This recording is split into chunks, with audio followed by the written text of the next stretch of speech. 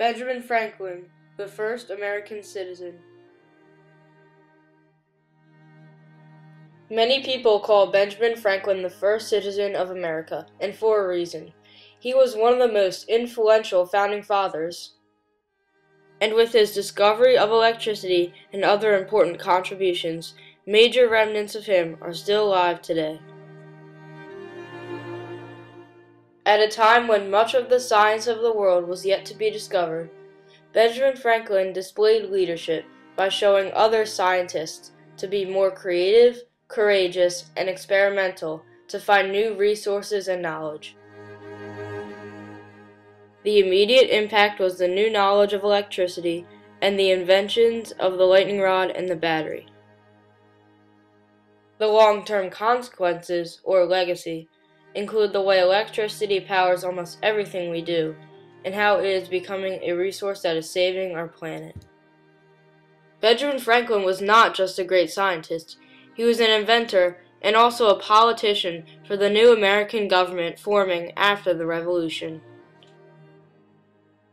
The Declaration of Independence, the great document that gained our country independence from Great Britain. Benjamin Franklin was one of the 50 men to sign this document, showing that he supported human rights. Benjamin Franklin was also a Federalist, meaning he supported the abolishing of the Articles of Confederation, the country's first government. He wanted a new and improved government, so he supported the Constitution, the world's oldest and still in use government today. This new constitution made the individual people in the states more powerful, resulting in a better government. It also ensured some of the rights that we still value today, through the first 10 amendments, more commonly known as the Bill of Rights. Some of these rights include freedom of speech, freedom of press, and the prevention of unreasonable searches and seizures. Benjamin Franklin was very interested in lightning. He had once received an electricity tube from his friend Peter Collison and played around with it while performing experiments. Benjamin suspected that lightning was an electrical current in nature. He wanted to see if it passed through metal, hence his kite and key experiment. He figured out that lightning is a stream of electrified air, or plasma as it is known today. Benjamin Franklin figured out that electricity flows from a positive charge to a negative charge when something is being charged with electricity. He called this the single fluid theory. With this knowledge, he created some of the electrical terms like conductor, charges, and battery that we still thoroughly use today. Franklin said that electricity had a common element which he named electrical fire. He also said that electricity was fluid, like a liquid. It passed from one thing to another without its energy getting destroyed. In his autobiography, Benjamin was concise and humble with his words on his discoveries. I will not swell this narrative with an account of the capital experiment, nor of the infinite pleasure I received in the success of a similar one I made soon after with a kite in Philadelphia, as both are to be found in the histories of electricity. Benjamin's famous discovery in the Americas traveled its way over to England. In the second quote from his autobiography, it explains how many people felt the need to show the importance of Benjamin Franklin and his experiments with lightning. Dr. Wright, an English physician, when at Paris, wrote to a friend, who was of the Royal Society, an account of the high esteem my experiments were in among the learned abroad, and of their wonder that my writings have been so little noticed in England. Benjamin Franklin accomplished major feats through his discovery of electricity with his natural intelligence. He affected the whole idea of lightning and electricity all around the world.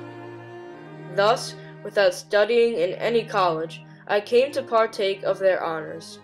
They were conferred in consideration of my improvements and discoveries in the electric branch of natural philosophy. The lightning rod was invented by Benjamin after his discovery. Its use was to protect homes from lightning strikes. It was a metal rod attached to the top of a building that had a wire running down to the ground. When lightning struck the rod, the wire would carry the electrical charge safely to the ground. In the picture, what is believed to be Benjamin's first lightning rod is shown. This quote from Benjamin Franklin explains how he thought his invention of the lightning rod was really going to protect people from the unpredictable nature of lightning. It has pleased God in His goodness and mankind at length to discover them the means of securing their habitations and other buildings from mischief by thunder and lightning.